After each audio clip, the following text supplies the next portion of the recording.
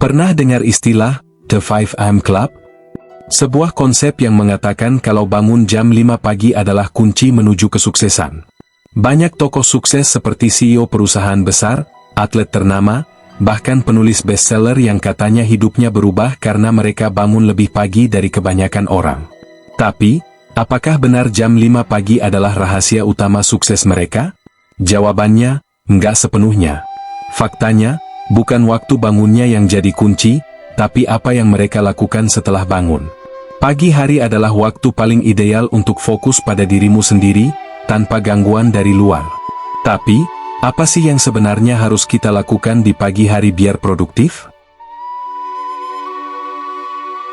Pagi hari adalah momen di mana otak kita, khususnya bagian yang bertugas untuk kreativitas dan pemikiran strategis, bekerja dengan optimal. Ini waktu yang bebas dari distraksi, saat lingkungan sekitar masih tenang. Tapi, kalau kamu hanya bangun pagi tanpa aktivitas yang bermakna, ya hasilnya akan sama saja seperti bangun siang. Alih-alih langsung ngecek HP dan scroll media sosial, gunakan waktu ini untuk hal-hal yang membangun. Mulai dengan menyiapkan rutinitas pagi yang benar-benar terstruktur. Ada satu metode yang populer, yaitu 20-20-20 formula. Konsepnya simpel. Bagi 1 jam pertama di pagi hari menjadi 3 bagian masing-masing 20 menit. Misalnya 20 menit pertama kau berolahraga. Lakukan aktivitas fisik untuk membangkitkan energi. Nggak perlu olahraga berat, cukup peregangan atau jogging ringan. Ini akan membantu menurunkan hormon stres seperti kortisol dan memompa aliran darah ke otak, membuatmu merasa lebih segar dan siap menjalani hari. Lalu dilanjutkan dengan 20 menit kedua yaitu refleksi. Gunakan waktu ini untuk journaling, meditasi, atau sekadar berpikir tenang. Refleksi pagi membantu kita memahami apa yang penting untuk dilakukan hari itu dan memberikan ketenangan pikiran. Tuliskan tujuan harianmu atau hal-hal yang kamu syukuri. Lalu 20 menit ketiga kamu gunakan untuk belajar. Ambil waktu untuk mengembangkan dirimu. Baca buku, dengarkan podcast, atau pelajari hal baru. Ini adalah momen untuk memberi makanan bagi otakmu, memperluas wawasan, dan meningkatkan keterampilan. Banyak orang berpikir, kalau aku nggak bangun jam 5 pagi, berarti aku nggak bisa sukses. Padahal, kuncinya bukan pada jam berapa kamu bangun, tapi bagaimana kamu memanfaatkan waktu produktifmu. Misalnya, kalau kamu adalah tipe orang yang lebih produktif di pagi hari, ya bangunlah lebih awal. Tapi kalau kamu tipe orang malam, gunakan waktu produktifmu di malam hari dengan bijak. Yang penting adalah menciptakan waktu khusus untuk fokus pada dirimu sendiri.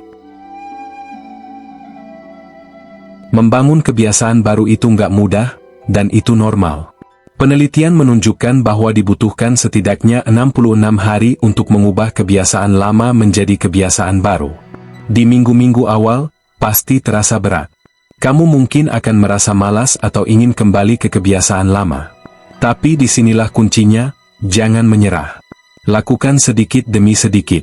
Mulai dari bangun 15 menit lebih awal setiap minggunya hingga tubuhmu terbiasa. Apa gunanya bangun pagi kalau kamu begadang setiap malam? Tubuh dan otak kita butuh istirahat yang cukup untuk bisa bekerja dengan maksimal. Pastikan kamu tidur minimal 7-8 jam per malam agar bisa bangun dengan segar dan berenergi. Jangan terlalu keras pada diri sendiri. Kalau kamu gagal bangun pagi atau lupa menjalankan rutinitas 1-2 hari, nggak apa-apa. Yang penting adalah konsistensi jangka panjang. Fokus pada kemajuan kecil yang kamu buat setiap harinya. Pagi hari adalah waktu yang berharga. Ini adalah momen di mana kamu bisa menciptakan versi terbaik dari dirimu sendiri, sebelum dunia mulai menuntut perhatianmu. Mulai dari sekarang, cobalah untuk menciptakan rutinitas pagi yang sesuai dengan gaya hidupmu. Ingat, nggak perlu langsung sempurna. Mulailah dari hal kecil, tambahkan 1 kebiasaan baru setiap minggunya, dan nikmati prosesnya. Kalau kamu merasa video ini bermanfaat, jangan lupa klik tombol like dan share video ini ke teman-temanmu. Tuliskan juga di kolom komentar, Kebiasaan pagi apa yang paling ingin kamu coba atau sudah kamu lakukan selama ini? Dan tentu saja, jangan lupa subscribe untuk mendapatkan lebih banyak konten menarik tentang produktivitas, pengembangan diri, dan gaya hidup. Sampai jumpa di video berikutnya.